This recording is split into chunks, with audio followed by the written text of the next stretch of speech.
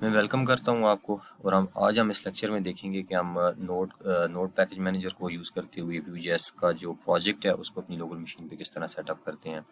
Last lecture को अगर मैं रिवाइज करता चलूँ तो उसमें हमने देखा था कि हमने किस तरह CDN का इस्तेमाल किया और Vue.js का जो प्रोजेक्ट था वो अपनी लोकल मशीन पे सेटअप किया। तो आज हम देखेंगे कि हम NPM का यूज़ करके नोड पैकेज मैनेजर को किस तरह नोड पैकेज मैनेजर के ज़रिए किस तरह हम अपने पास Vue.js का जो प्रोजेक्ट है उसे सेटअप कर सकते हैं। तो सबसे पहले क्या करना है कि आपने जाके गूगल में सर्च करना है Node.js। यहाँ पे आपके पास Node.js आ जाएगा और इसके करंट वर्जन भी आपको मिल रहा होगा और जो लेटेस्ट है वो वर्जन भी आपको मिल रहा होगा। तो आपने यहाँ पे क्या करना है, आपने इसको डाउनलोड करना है। जैसे ही आपके पास डाउनलोड हो जाएगा तो आपने इसे ओपन करना है।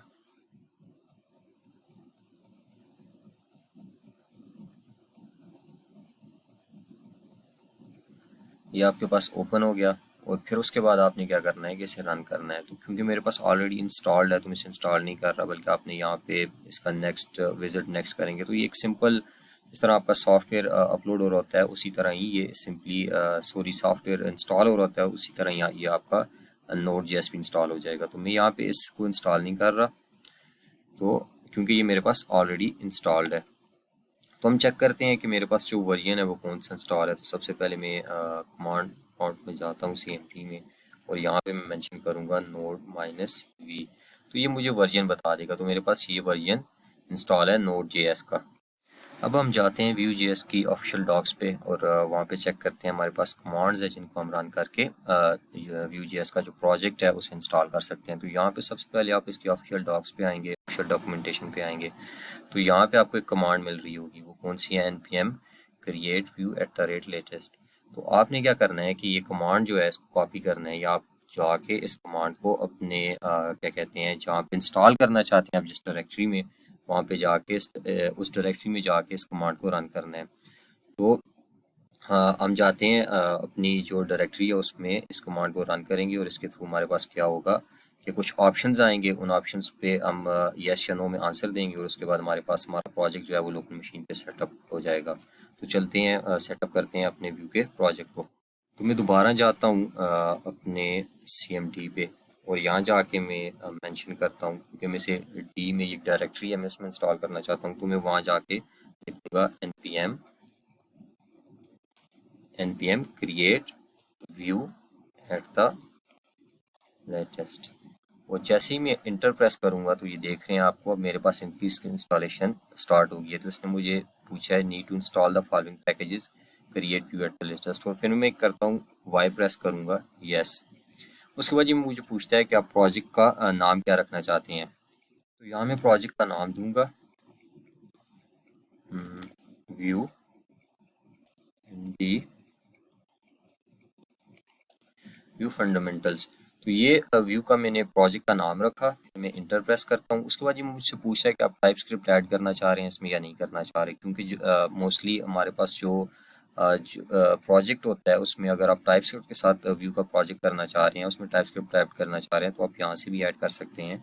अगर आप नहीं करना चाह रहे तो आप नो पे जाएंगे, अगर आप यस करेंगे तो ये आपके लिए इसमें टाइप स्क्रिप्ट ऐड कर देगा। तो क्योंकि हम जो है बी में इसे जावास्क्रिप्ट के साथ करूँगा, मगर आने वाले नेक्स्ट लेक्चर्स में मैं आपको टाइप स्क्रिप्ट के बारे में बता दूंगा, थोड़ा बहुत ओवरव्यू भी दे दूंगा उसका।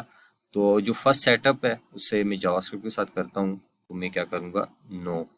उसके बाद मुझे पूछता है जैस एक्सपोर्ट की, इस पर भी मैं करूँगा नो। एंड देन मुझसे पूछा है add view router for a single page application development. तो अगर आप इसमें राउटिंग ऐड करना चाहते हैं तो आप क्या करेंगे, यस। मगर हमारे पास ये क्योंकि स्टार्ट पे हम लर्निंग फेज के स्टार्ट पे हैं तो हम इसमें अभी ये व्यू राउटर यूज़ नहीं करेंगे, तो मैं नो करता हूँ। उसके बाद ये मुझे स्टेट मैनेजमेंट का पूछ रहा है। स्टेट मैनेजमेंट मैंने आपको पहले भी बताया था, हमारे पास दो चीज़ें यूज़ होती हैं, एक व्यू एक्स और दूसरी कौन सी है, पीनिया। तो हमारे पास जो अभी लेटेस्ट चल रही है वो पीनिया चल रही है। तो अगर आपने स्टेट मैनेजमेंट अपनी एप्लीकेशन की स्टेट को मैनेज करना है तो आप पीनिया भी यूज़ कर सकते हैं और व्यू एक्स भी यूज़ कर सकते हैं। तो यहाँ पे उसने बाय डिफ़ॉल्ट आपको ऑप्शन दे दिया है पीनिया का, मगर क्योंकि अभी हम ये नहीं यूज़ कर रहे तो इधर भी हम क्या करेंगे, नो।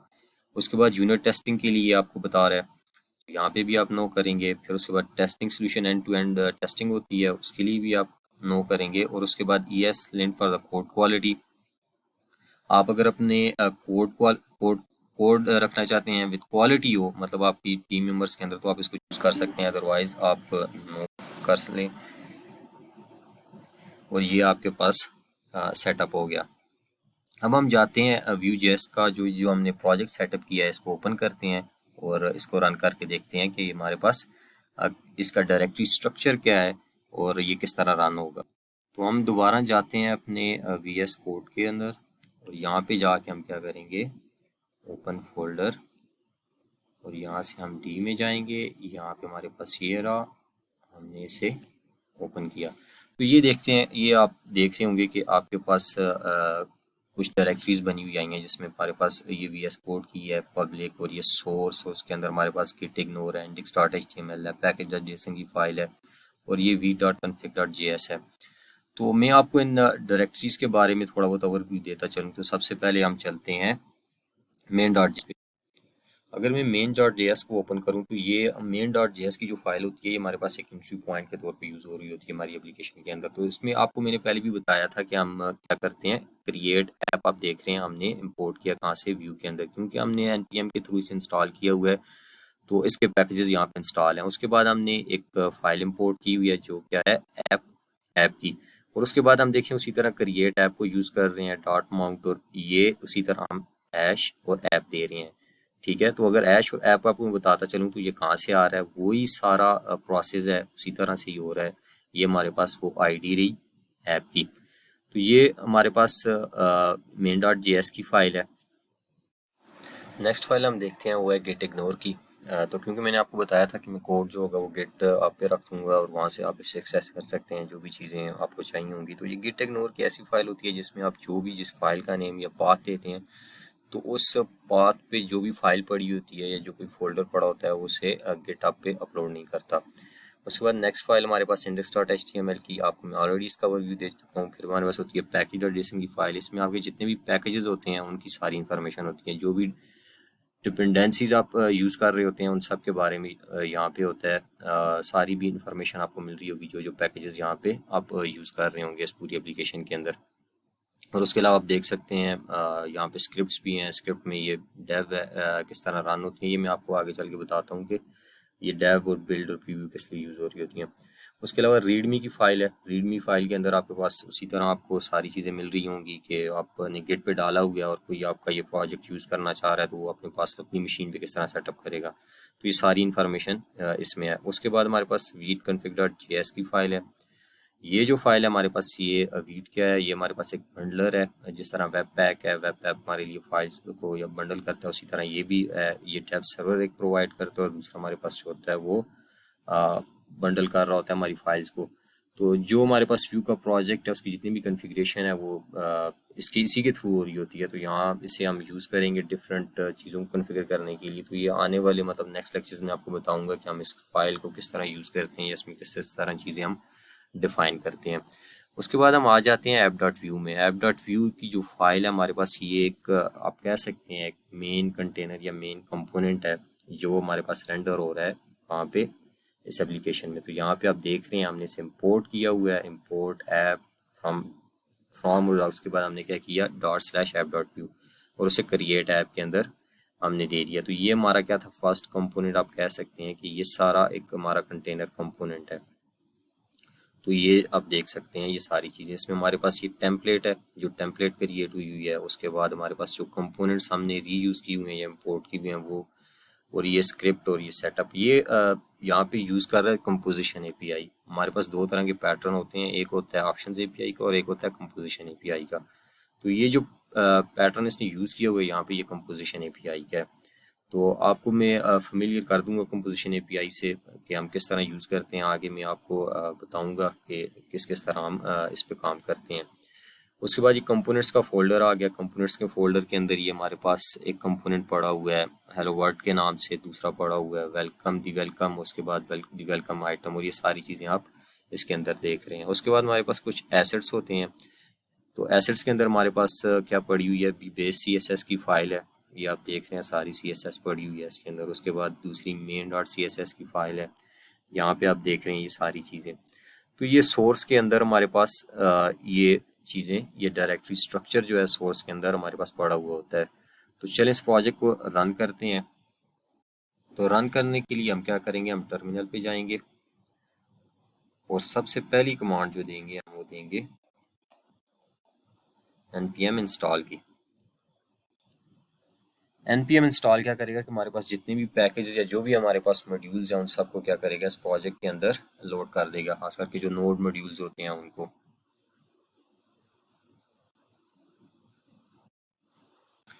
तो ये देख सकते हैं कि हमारे पास इसने ये npm इंस्टॉल की मैंने कमांड रन की और जितने भी हमारे पास पैकेजेस थे उनकी इन्फॉर्मेशन ये दे रहा है कि उसने ऐड कर दी है। और हमारे पास ये कोर डायरेक्टरी जो हमारे पास बनी है वो कौन सी बनी है, नोड मॉड्यूल्स की।